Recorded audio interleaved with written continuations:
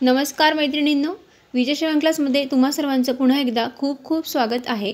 आज मी तुम्हाला कपाटात पडून असणाऱ्या जुन्या शालींचे रियूज सांगणार आहे की ज्यामुळे तुम्ही त्या टॉप सारख्या दिवसभर घरात घालू शकतात। थंडीमध्ये आपल्याकडे ह्या अशा शाली कपाटात पडलेल्या असतात, पण त्या जर आपण घेतल्या अंगावर तर कामं आपल्याला करता येत नाही, सारखे सांभाळ करावे लागतात।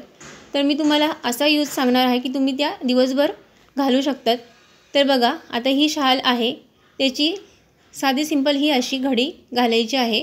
एक घडी घातलेली आहे।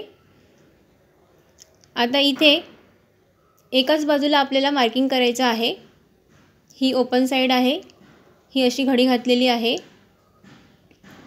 इथे हे व्यवस्थित असं सेट करून घ्यायचं आहे।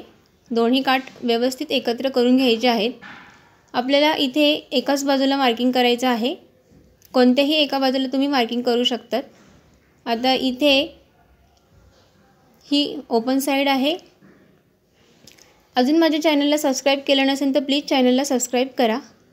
आता इथे तुम्हाला फक्त दोनच मार्किंग लागणार आहेत। इकडच्या बाजूला काही करायचं नाही। ह्या इकडच्या बाजूला आपल्या जवळ जी बाजू असेल त्या बाजूला इथे ह्या ओपन साइडला इथे तुम्हाला मार्किंग करायचं आहे एक।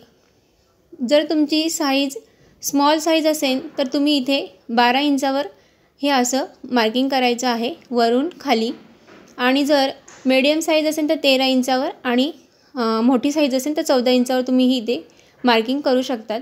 आता इथे मीडियम साइज असल्यामुळे मी इथे 13 इंचावर मार्किंग करणार आहे। ह्याप्रमाणे इथे 13 इंचावर मी मार्किंग करून घेणार आहे मीडियम साइज असल्यामुळे। आणि आता इथे हे जे मार्किंग केलेलं आहे त्या मार्किंग पासून खाली सर्व साइजसाठी तुम्ही इथे 10 इंचावर मार्किंग करायचं आहे। आणि मग इथे सेंटरमध्ये सुद्धा एक मार्किंग करावं लागणार आहे, ते नंतर करू आपण। आता इथे हे असं मार्किंग करून झाल्यानंतर काय करायचं आहे, हे जे काठ आहेत ते दोन्ही काठ एकमेकांवर ठेवायचे आहेत। हे असे ठेवून मग तिथे आपल्याला बटन लावायचं आहे। हे असे दोन्ही काठ एकमेकांवर ठेवायचे आहेत आणि मग इथे बटन लावायचं आहे। आता वरती जे मार्किंग केलेलं आहे ते खालच्या बाजूला सुद्धा करून घ्यायचं आहे। त्याच्यामुळे काय होईल, हे व्यवस्थित खाली वरती होणार नाही, एकसारखे दोन्ही काठ राहतील, म्हणून खालच्या बाजूला सुद्धा इथे मार्किंग करून घ्यायचं आहे। आणि इथे बटन लावायचं आहे। बटन आपल्याला लावता येतं सगळ्यांनाच।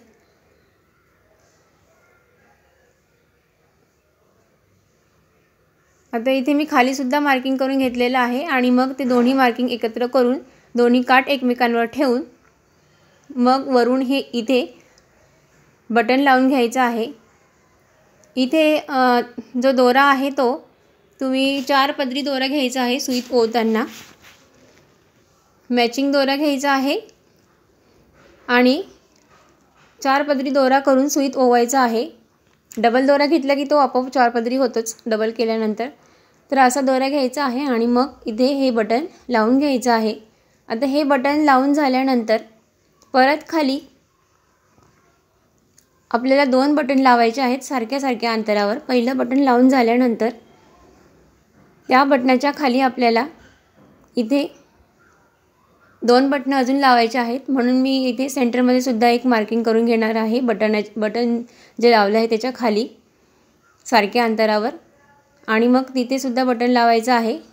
आता हे बटन लावून झाल्यानंतर त्याच सुई धाग्याने खालीपर्यंत जे मार्किंग केलेलं आहे दुसरं मार्किंग तिथेपर्यंत हे शिवून घ्यायचं आहे।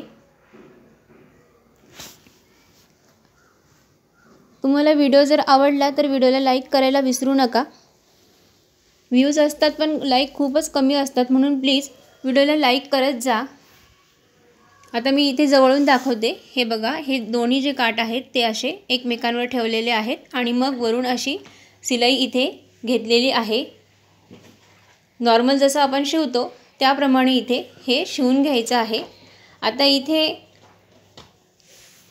हे असं शिवून झाल्यानंतर परत एक बटन लावायचं आहे तिथे आणि बटन लावून झाल्यानंतर पुन्हा खाली सरळ सिलाई घ्यायची आहे, जे आपलं शेवटचं मार्किंग होतं तिथेपर्यंत, आणि तिथे परत एक बटन लावायचं आहे। अशा पद्धतीने तुम्ही हे बटन लावू शकतात। आता इथे मी शेवटचं बटनसुद्धा लावून घेत आहे आणि मग हे पूर्ण तयार झाल्यानंतर फायनल लुक याचा कसा दिसतो तेही मी तुम्हाला दाखवणार आहे।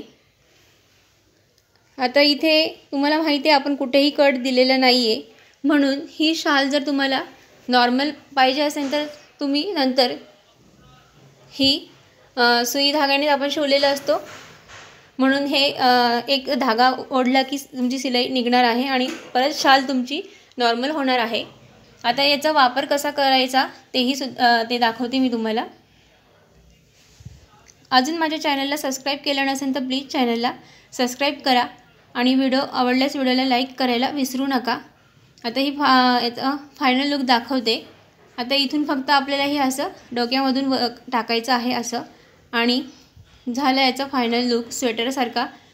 आणि ही अशा पद्धतीने आपल्याला सांभाळसुद्धा करावी लागत नाही शाल, आणि आपण दिवसभर ही अशी घालू शकतो आणि कामही करू शकतो। काम करायलाही काही प्रॉब्लेम येत नाही। तुम्ही ही शाल अशी समोरून सुद्धा वेअर करू शकतात आणि हाताच्या बाजूने सुद्धा वेअर